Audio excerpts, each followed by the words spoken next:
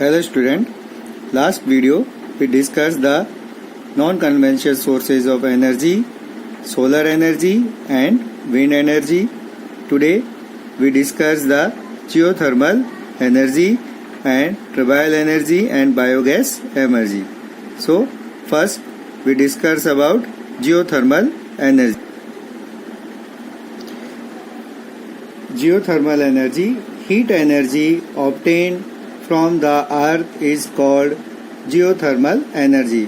मतलब जिससे जो अपनी पृथ्वी की जो गर्मी से जब हम जो एनर्जी ऊर्जा जो प्राप्त करते हैं उसे हम जियोथर्मल एनर्जी कहते हैं. The temperature in the interior of the earth rising sentry as the go deeper. जैसे जैसे हम जो पृथ्वी के अंदर की तरफ जाते हैं वैसे वैसे पृथ्वी का जो तापमान है उसमें बढ़ोतरी होती जाती है. Sometime this heat energy many surface itself it is from hot spring. कई बार ऐसा होता है कि ये जो क्षेत्र है वो इतना गर्म हो जाता है कि वो ऊपर की तरफ जो इसकी जो हवाएं हैं वो ऊपर की ओर उठने लग जाती है. This heat energy can be used generate power. और इस ऊर्जा का जो इस्तेमाल है, इस गर्मी का जो उपयोग है, हम पावर यानी कि जो विद्युत है, विद्युत को बनाने के लिए कर सकते हैं. Geothermal energy in the form of hot spring has been used from cooking. जो जियोथर्मल एनर्जी है उसका उपयोग हम जो मोस्टली कुकिंग यानी खाना बनाने में, हीटिंग गर्म करने में and bathing from server years यानी कि कई सालों तक इसका हम उपयोग कर सकते हैं.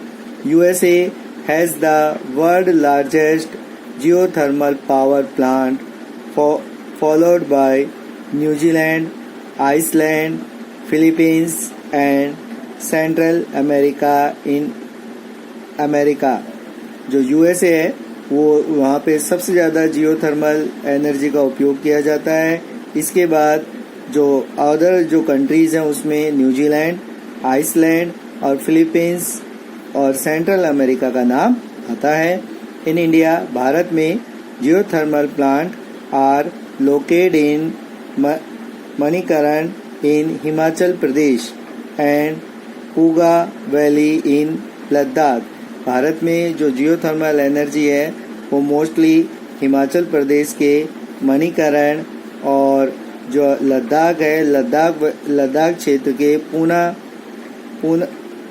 पूगा वैली में हमको देखने को मिलती है. जिस तरीके से हम इस पिक्चर में देख रहे हैं कि इस पिक्चर में बताया गया है कि इसके अकॉर्डिंग अगर हम जियोथर्मल एनर्जी को समझें तो एक जो हम देख रहे हैं कि जो नीचे जो दिया गया है वो हमारी जो अर्थ है उसकी लेयर है. इस लेयर के कारण जो अंदर जैसे जैसे हम पृथ्वी के अंदर जाते हैं तो जो तापमान है उसमें बढ़ोतरी होने लग जाती है, तापमान बढ़ने लग जाता है जिससे हीट जनरेट होती है और वो हीट है जो स्टीम के रूप में बाहर आती है. जब ये हीट बाहर आती है तो उन्हें पाइपलाइन के थ्रू एक टरबाइन से जोड़ा जाता है और टरबाइन से जोड़ने से जो हीट के कारण वो टरबाइन जनरेट होता है, वो घूमता है जिससे कि हमारी एनर्जी डेवलप होती है. फिर इसको इसे एक जगह सोर्स जो इकट्ठा करके और उसके बाद में इसका यूज किया जाता है. मोस्टली इस तरीके की एनर्जी हमें जो यूएसए यानी कि संयुक्त राज्य अमेरिका में देखने को मिलती है. अगला जो हमारा एनर्जी का सोर्स है, नॉन कन्वेंशनल सोर्स है, वो है न्यूक्लियर पावर.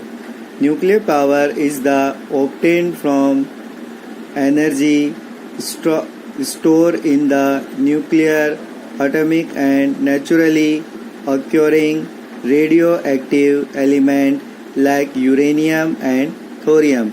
जो न्यूक्लियर पावर है यानी कि जो परमाणु ऊर्जा है वो हमें थोरियम और यूरेनियम जैसे जो पदार्थ हैं उनसे प्राप्त होती है. These fuels undergo nuclear fusion of nuclear reactor and emit power. The greatest producer of nuclear power are USA and Europe. जो सबसे ज़्यादा जो न्यूक्लियर पावर है वो यूएसए और जो यूरोपीय देश है वहाँ पर हमें देखने को मिलती है। In India, Rajasthan and Jharkhand have large deposit of uranium. जो इंडिया में राजस्थान और झारखंड में जो यूरेनियम के भंडार बहुत अधिक मात्रा में मिलते हैं। Thorium is found in large quantity in the monazite sand of Kerala. जो थोरियम है वो केरला में अधिक पाया जाता है।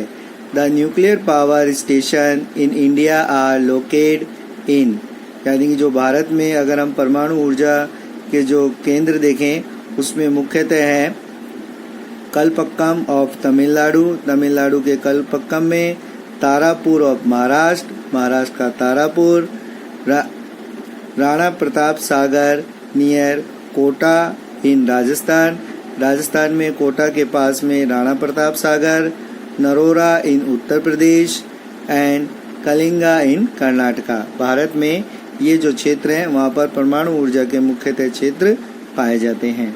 तो आज के वीडियो में हमने दो ऊर्जा के स्रोत पढ़े, जिसमें एक पढ़ा हमने जियोथर्मल एनर्जी और सेकंड पढ़ा हमने न्यूक्लियर पावर।